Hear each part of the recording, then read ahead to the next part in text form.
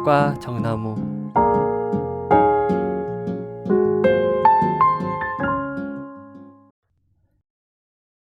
이번에는 저번 편에 이어서 웬만해선 아무렇지 않다 계속 읽어드릴게요.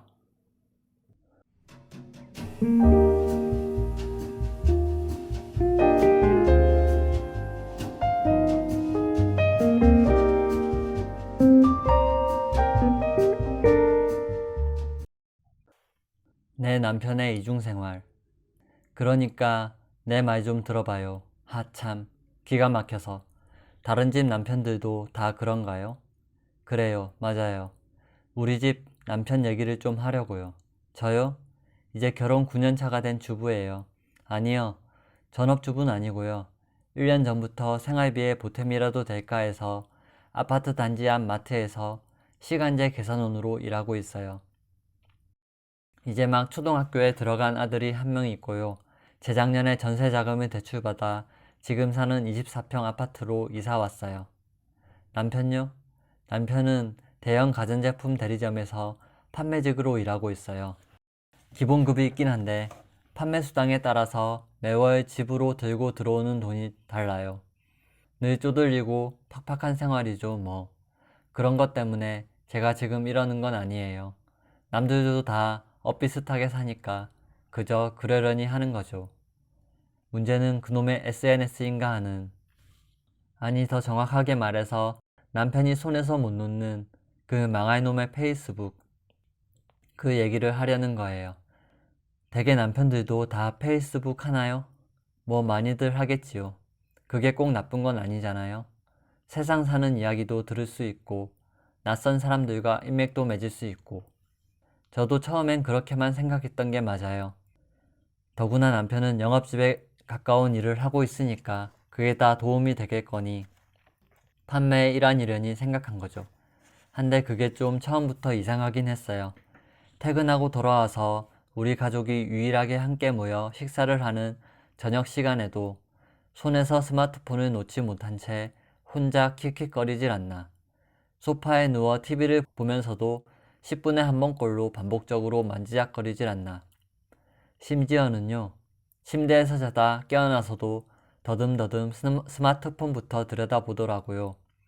저는요, 처음에 이 인간이 바람이 났나 그렇게 생각했어요. 그렇지 않고선 저렇게 스마트폰에 페이스북에 집착할 이유가 없다고 생각했죠. 그러니까 저도 그때부터 페이스북을 시작한 거예요. 순전히 남편이 무슨 생각을 하나 감시할 목적으로. 그래서 그때부터 남편의 페이스북에 올라온 글들과 사진을 하나하나 보기 시작했는데 참 가관도 그런 가관이 없더라고요.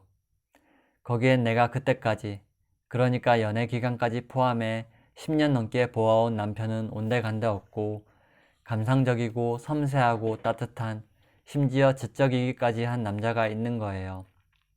이를테면 이런 식으로 말이에요. 비가 온다. 비가 오는 날이면 어디론가 무작정 떠나고만 싶다.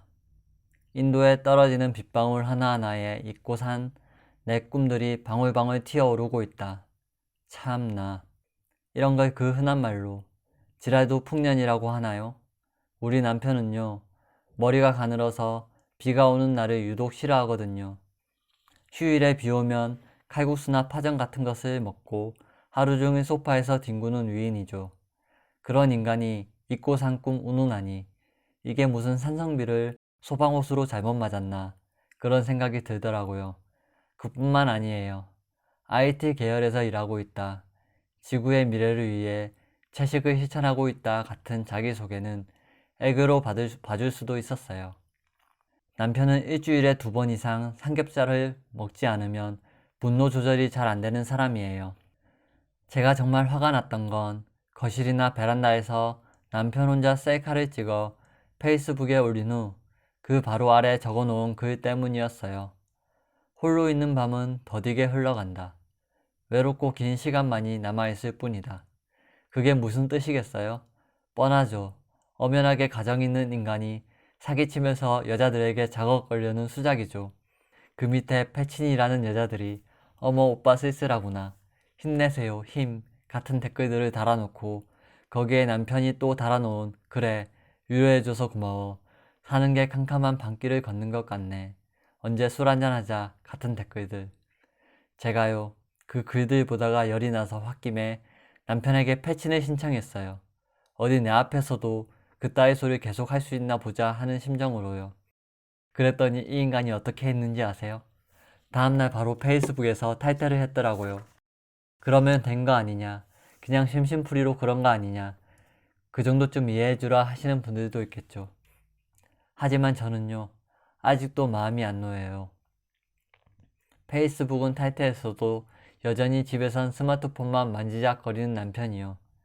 변기 위에 앉아서도 계속 셀카를 찍어대는 남편.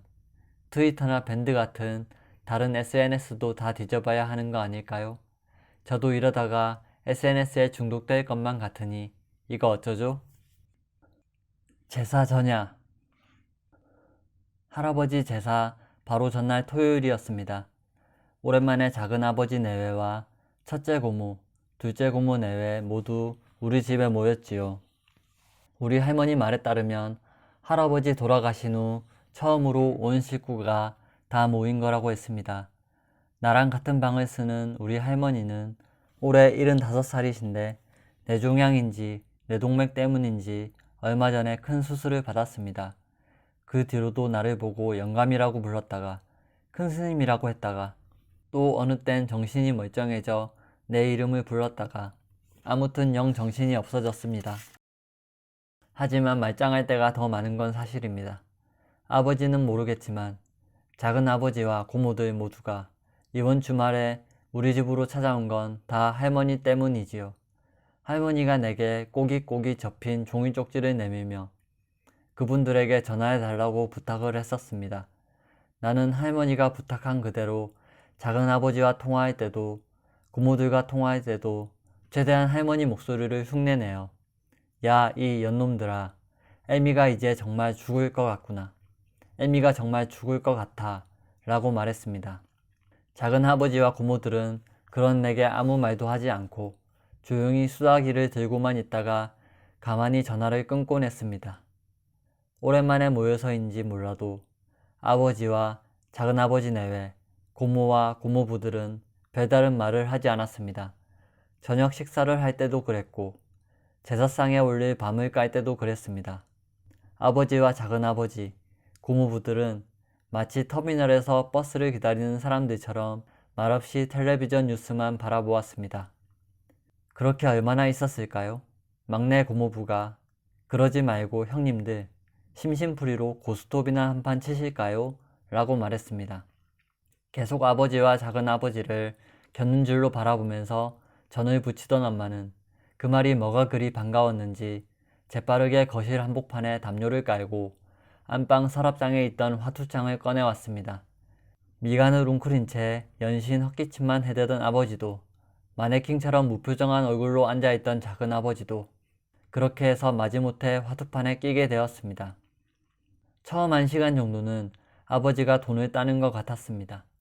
화투판 옆에 붙어 앉아 흘깃흘깃 바라보니 아버지 앞에 지폐도 화투장도 제일 많이 깔려 있었습니다. 그래서인지 몰라도 아버진 좀 전보다 표정이 많이 밝아졌고 목소리도 부드러워졌습니다.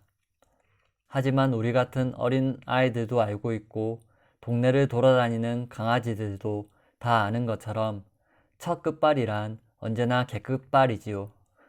아버지는 어느 순간부터 뒷장이 맞지 않기 시작하더니 연이어 독박에 피박, 광박까지 맞게 되었습니다.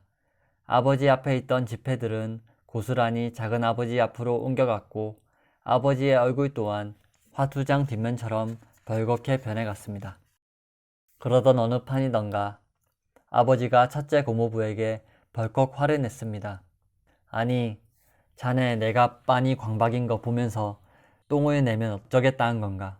그러자 첫째 고모부도 억울한 듯 말했습니다. "아니 형님, 제가 일부러 그런 것도 아니고." 하지만 아버지는 고모부의 말을 믿지 않았습니다. 모르긴 뭘 모르나 이 사람아. 돌아가는 판국이 뻔하구만. 그렇게 시작된 사소한 말다툼이 차츰차츰 커지기 시작해 자네들 아버지 돌아가시고 시골 땅 처분한 것 때문에 이런 거 아니냐고 하면서 아버지가 목소리를 높였습니다. 그러자 막내 고모부가 아이고 형님 무슨 땅 문제 때문에 일부러 똥을 냈다고 그러세요 하면서 첫째 고모부를 두둔했지요. 그러자 작은 아버지가 말이 나왔으니까 하는 말이지만 형님이 그렇게 하시면 안 되는 거였죠 라고 말을 덧붙이고 거기에 아버지가 뭘 그렇게 하면 안 돼. 뭘 그렇게 하면 안 되는 건데 라고 쏘아붙이고 첫째 고모부는 계속 아니 저는 그냥 똥을 낸 것뿐인데 라고 웅얼거리고 그러다가 결국 모든 판이 깨지고 작은 아버지 내외와 고모부들 내외가 돌아가겠다고 자리에서 일어섰습니다. 나는 그 모든 것을 지켜보다가 어쩔 수 없이 할머니가 비밀이라고 신신당부한 말들을 모두에게 하고 말았습니다. 지금은 가지 마세요. 할머니가 내일 죽는다고 했어요. 그거 보고 가세요. 신발을 신던 작은 아버지와 고모부들이 나를 빤히 쳐다보았습니다. 내일이 할아버지 제사니까 할머니가 그때 죽는다고 했거든요. 그래야 제사를 한 번에 지낼 수 있다고. 자식들 2번 걸음 안 시킨다고. 나는 할머니가 내게 말한 것을 그대로 토시 하나 바꾸지 않고 모두에게 말했습니다. 그제야 어른들은 굳은 듯 신발 신는 것을 멈추었지요. 눈으로 말해요. 지난 일요일 오후의 일이었습니다. 모처럼의 휴일인지라 늦잠을 자다가 종오 무렵 부스스 깨어나 짜장라면 2개를 끓여 먹었지요. 그러고도 몸이 계속 나른해 자취방에서 뒹굴거리며 재방송되는 개그 프로그램만 멍하니 바라보았습니다. 때는 단풍철인지라 하늘은 동해처럼 깊고 푸르게 사방팔방으로 퍼져 있었지요. 자취방 창문으로 언뜻 보이는 푸른 하늘을 바라보다가 잠깐 외롭다는 생각을 하기도 했습니다. 37살인데 애인도 없이 휴일마다 늘어진 추리닝 바람 그대로 자취방 이곳저곳을 배영으로 돌아다니는 제 모습이 한심스러워 보였습니다. 하지만 그렇다고 어디 잠깐 나가볼까 하는 생각은 하지 않았어요. 저는 택배 기사거든요. 내일 또 새벽부터 밤늦게까지 이리저리 뛰어다닐 일을 생각하면 그런 마음이 들지 않지요. 나간다고 없던 애인이 생기는 것도 아니고 주머니 사정도 뻔하니 그냥 자취방에서 TV나 보다가 저녁엔 또 비빔면이나 끓여 먹어야겠다. 저는 그렇게 생각했습니다. 한데 5시쯤 되었을까요? 제 친구 민철이 와이프에게서 전화가 걸려왔습니다. 재석씨, 별일 없으면 저녁이나 먹으러 건너와요. 아, 살다 보면 이런 날도 있는 거지요. 마트 계산대 아르바이트를 하는 민철이 와이프가 손도 크고 어깨도 넓어 친구들끼리 배꼽 마나님이라고 흉을 보곤 하던 민철이 와이프가 꽃게탕을 끓여 놓았다고 수저 하나만 놓으면 된다고 빨리 넘어오라고 하니 제 자취방에서 민철이네 빌라까지는 걸어서 10분 거리도 안 되거든요. 없던 허기도 다시 생겨나는 것처럼 느껴졌습니다. 마누라가 애교 없는 것까진 참을 수 있었는데 허리가 없어지니까 못 참겠더라고.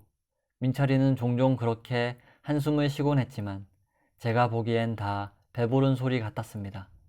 꽃게탕을 함께 먹으니 허리가 없어지는 건 당연한 일. 저는 그런 생각을 하며 자리에서 일어났습니다. 입고 있던 추리닝에 야구모자 하나 달랑 쓰고 찾아간 민철이네 집은 그러나 분위기가 영 아니었습니다. 식탁엔 분명 꽃게탕이 놓여 있었지만 민철이 표정이 흡사 도마위 해삼처럼 축 늘어져 있었거든요. 하지만 저는 신경 쓰지 않았습니다. 오랜만에 꽃게탕 냄새를 맡으니 마음이 절로 푸근해졌습니다. 민철이 와이프도 그런 제게 식기 전에 어서 먹으라고 맥주까지 한 잔 따라서 건네주었습니다. 민철이 앞에서 막 꽃게탕을 떠먹으려는 순간 우리의 배꼽 마나님이 연신 웃으면서 제게 물었습니다. 그런데 재석씨, 어제 우리 민철씨랑 술 마셨어요? 아하하하, 술이라뇨? 저는 어제 10시까지 트럭 몰고 다니다가 집에 들어와서 씻지도 못한 채 뻗은걸요. 저는 그렇게 말하고 싶었으나 그 짧은 순간 민철이와 눈이 마주쳤고 민철이는 아주 재빠르게 눈을 깜빡였지요. 그래서 이렇게 대답하고 말았답니다. 아이고 말도 말아요. 어제 정말 엄청 마셨어요. 저는 괜스레 쓰리지도 않은 배를 문질러 가며 억지 웃음까지 지어 보였습니다. 그리고 다시 꽃게탕을 떠먹으려고 했는데 민철이 와이프가 또다시 이렇게 물어왔지요. 그래요? 근데 어디서 마셨는데요? 아하하하, 글쎄요, 어디일까요? 저는 다시 한번 민철이를 바라보았습니다. 민철이는 또다시 아주 재빠르게 눈을 깜빡였지만, 아하하하, 그건 무슨 신호일까요? 포장마차란 신호일까요? 생맥주집이란 신호일까요? 저는 우물거리다가 이렇게 말해버리고 말았습니다. 아이고, 제가 어제 피름이 끊겨서 집에도 제대로 못 갔다니깐요. 저는 나름 최선을 다해 말한 건데 그 말이 끝나기 무섭게 민철이 와이프 입에서 떨어진 소리는 나가! 라는 말이었습니다. 아, 물론 저 말고 민철이에게요. 민철이 와이프는 저한텐 재석씨는 식사 계속하세요 라고 말했지만 아하하하, 그게 어디 정말 먹으라는 소리인가요? 저는 집 밖으로 쫓겨난 민철이를 뒤따라 빌라 입구 계단에 쭈그려 앉았습니다. 저는 담배를 입에 물고 물어보았습니다. 너 어제 어디서 마셨다고 했는데? 그러자 민철이는 풀 죽은 목소리로 계단 아래만 내려다보며 이렇게 말했습니다. 내 자취방. 에이씨, 그냥 방에 있는 건데. 저는 담배를 피우면서 계속 비빔면 생각을 했습니다. 얘를 데리고 가서 그거나 끓여 먹자 하고 말이지요. 출마하는 친구에게, 내 친구 진만이에게 전화를 할까 직접 만나서 얘기를 할까 고민하다가 이렇게 편지를 쓴다.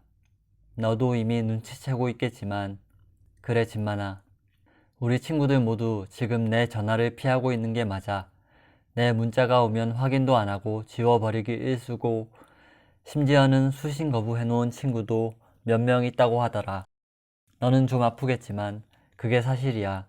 난 지금 사실만 얘기하려고 해. 진만아, 내가 4년 전 시의원 선거에 나왔던 때를 기억해. 그땐 우리 친구들 모두 놀라서 술자리마다 내 이야기를 하곤 했어. 그도 그럴 것이 넌 정치니 선거니 하는 것들과 무관하게 살아온 평범한 40대 초반의 가장이었잖니. 더구나 그때 넌 막 숯불 돼지갈비집을 개업해서 정신없이 숯을 만들고 있을 때였고. 이런 말은 굳이 하지 않으려 했지만 그때 우리가 너희 갈비집 매상 올려주기 위해서 동창회니 직장 모임이니 모두 다 그곳에서 한 거 기억나지? 그냥 말이 그렇다는 얘기야. 모두 너의 선택에 의아해하고 있을 때 성진이가 그러더라. 걔가 왜 이번에 입주한 아파트 동대표가 됐잖아. 그때부터 바람이 좀 들어갔나 봐. 그제야 우리도 좀 이해되는 게 있더라. 왜 그때 내가 입주한 아파트 문제 때문에 지방신문에서도 대서특필하고 꽤 시끄러웠잖아. 국도변에 지어놓고 약속한 방음벽도 세워주지 않는다고. 길 건너편 시멘트 공장에서 날아온 분진 때문에 집에서도 마스크를 써야 한다고. 아파트 입주민들이 시청에 몰려가 데모도 하고 그랬잖아. 아마 그 문제 때문인 것 같아. 아파트 사람들이 개등을 떠민 것도 있고. 성진이가 그렇게 말하자 우리 모두는 고개를 끄덕였지. 충분히 내 출마 이유가 납득이 된 거였어.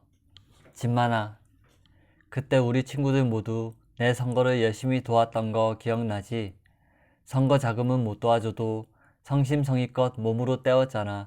주말이면 너와 함께 명함도 돌리고 내 등 뒤를 졸졸 따라다니며 박진만 박진만 구호도 외치고. 그때 내가 내 선거 캐치프레이즈 만든 것도 있지 않았지? 관흥동의 숯불이 되겠습니다. 이거 내가 정해준 거잖아. 심지어 성진이는 돼지 인형 탈 쓰고 하루 종일 육교 위에 서 있기도 했잖아. 진만아, 그래, 그때 내가 그 선거에서 상처받은 거 이해해. 우리도 정말 충격을 받았으니까. 우린 정말 내가 120표를 받을 줄 몰랐어. 아니, 아파트 입주 세대만 600가구가 넘는데 어떻게 그 정도 표밖에 받지 못했을까? 성진이가 그러더라.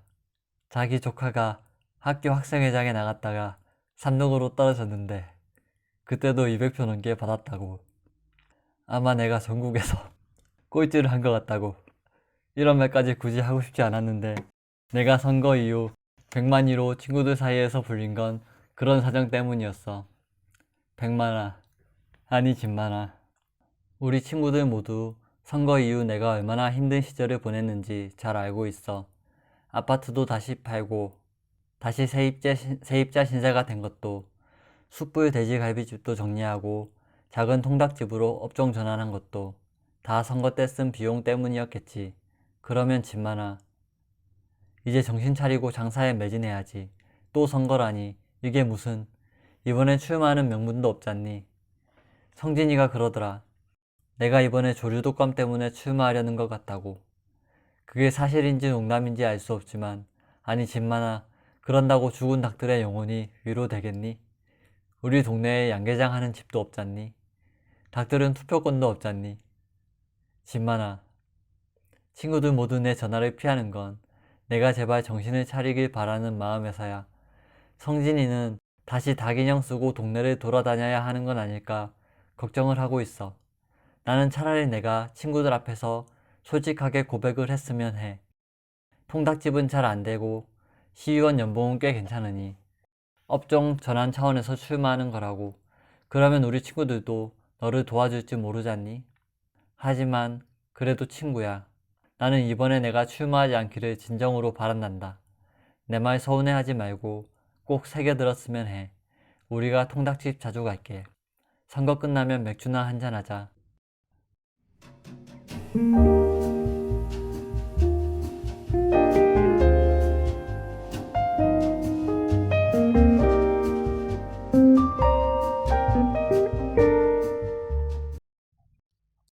웬만해선 아무렇지 않다는 한 권의 책이 48편의 아주 짧은 소설들로 구성이 되어 있거든요. 저는 이 책을 읽으면서 느낀 점이 웃음과 눈물이 되게 절묘하게 버무려져 있다, 이런 느낌을 받았어요. 그래서 이규호 작가가 워낙 글을 재미있게 써서 진짜 개그 콘서트 본 것처럼 그것보다 더 막 하하 이렇게 배를 잡고 막 웃다가 조금만 더 있다 보면 어느 순간 막 눈물이 주룩 맺힐 정도로 그 가슴을 울리는 식으로 이야기가 전개가 돼서 소설을 읽으면서 되게 새로운 체험을 하게 된 것 같아요. 이렇게 웃음과 눈물이 되게 짧은 소설 안에 딱 담겨 있다는 것 자체가 되게 이런 소설은 만나기가 힘든 소설인 것 같았고, 그리고 이렇게 웃음과 눈물이 막 절묘하게 버무려져 있는 이런 소설이 한 3, 4페이지의 짧은 글 안에서 그런 웃음과 눈물의 어떤 교차가 이루어지는 거예요. 그래서 이 글이 짧지만 엄청 치밀하게 쓰여졌다, 이런 생각을 했습니다. 그래서 이 작가의 말을 읽어보면 작가가 어떤 마음으로 이 소설을 썼는지가 나오거든요. 작가의 말. 짧은 소설을 묶은 책이니까 작가의 말도 시조 형식으로 적어보겠다. 짧은 글 우습다고 쉽사리 덤볐다가 편두통 위장장애 골고루 앓았다네. 짧았던 사랑일수록 치열하게 다퉜거늘. 2016년 이른 봄. 이기호. 이 소설에 주로 등장하는 인물들은 배달 노동자, 요양원에 있는 노인, 취업 실패 후에 몇 년째 집에 은둔한 청년, 택배 일한 노총각, 무명 작가, 사업에 실패한 사람, 가난한 학생, 알바 청년, 구박받는 남편, 뭐 이런 사람들이 주로 나와요. 그래서 대체로 형편도 변변찮고 잘한 데도 없고 운도 별로 안 따라주는, 평범하고 우리 주변에서 흔히 볼 수 있고 그렇지만 별 관심 못 받는 그런 사람들이 주로 소설에 나왔고, 이기호 씨 작품은 이런 사람들한테 관심이 많은 것 같아요. 이번 소설도 그렇고 이전에 이기호 작가가 썼던 다른 작품들, 뭐 사과는 잘해요나 아니면 최미진은 어디에, 이런 작품들도 그렇고요.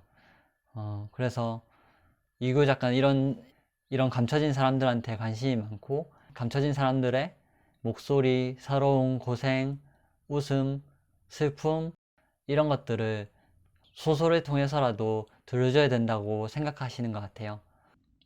이런 평범한 사람들의 삶에 우리가 주목해야 할 그런 배움이 충분히 묻혀있다, 이런 생각을 하시는 게 아닌가. 그럼 마지막으로 단편 하나 더 낭독하고 오늘 방송 마치겠습니다. 들어주셔서 감사합니다.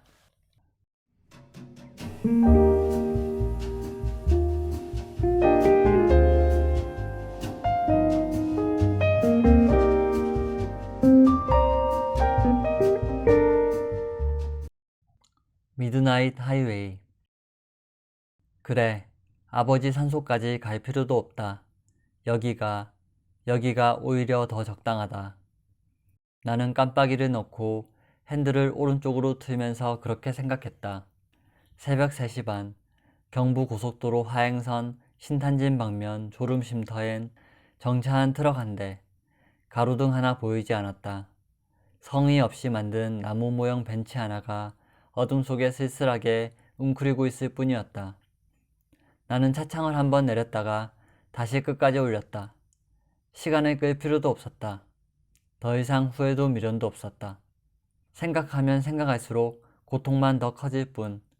나는 조수석 위에 놓인 검정 비닐봉지에서 투명 테이프를 꺼내 들었다. 그것으로 차 문 유리창 끝부분을 촘촘하게 막았다. 한 번으로 안심이 되지 않아 2번, 3번 겹쳐 붙였다. 그것만으로도 차 안 공기는 이전보다 더 농밀해진 느낌이었다. 이제 남은 것은 화덕에 번개탄을 넣고 불을 붙이면 그뿐. 난 뒷좌석 바닥에 무뚝뚝한 표정으로 놓여있는 작은 항아리만한 화덕을 내려다 보았다. 15,000원을 주고 산 화덕. 나를 끝장낼 화덕. 죽을 생각까지는 해본 적 없었다. 상황이 자꾸 바닥으로 내려가는 것을 느꼈지만 그럴수록 까닭없는 오기 같은 것이 생기기도 했다. 하긴 그랬으니까 사채까지 손댄 것이겠지. 아버지는 왜 그런 부채투성이 주물공장을 나에게 떠넘기다시피 물려주고 떠난 것일까? 원망하는 마음마저도 이젠 오래전 달아놓은 플래카드처럼 너덜너덜해진 느낌이다. 나는 번개탄과 함께 산 소주를 한 모금 들이켰다. 눈물은 더 이상 나오지 않았다. 상체를 돌려 주섬주섬 번개탄을 화덕 위에 올려놓았을 때 벼랑간 주위가 환해졌다. 졸음쉼터 안으로 트럭 한 대가 천천히 들어오는 것이 보였다. 나는 운전석 깊숙이 상체를 숙이고 도로 앉았다. 트럭의 헤드라이트가 너무 밝았다. 어차피 잠깐 눈이나 붙이고 갈 사람이려니 나는 조용히 헤드라이트가 꺼지길 기다렸다. 헤드라이트가 꺼지고 얼마 후 누군가 똑똑 차 문 유리창을 두드렸다. 주머니가 지나치게 많이 달린 붉은색 등산조끼를 입은 남자였다. 나는 차창을 내리려다가 투명 테이프 생각이 나 그대로 운전석 문을 열고 밖으로 나갔다. 아, 혹시 라이터 좀 빌릴 수 있을까 해서요. 이게 트럭이라고 원. 라이터 잭도 나가고 엉망이어서. 남자는 두 손을 비비면서 말했다. 목소리가 가는 사람이었다. 쓰고 그냥 가지세요.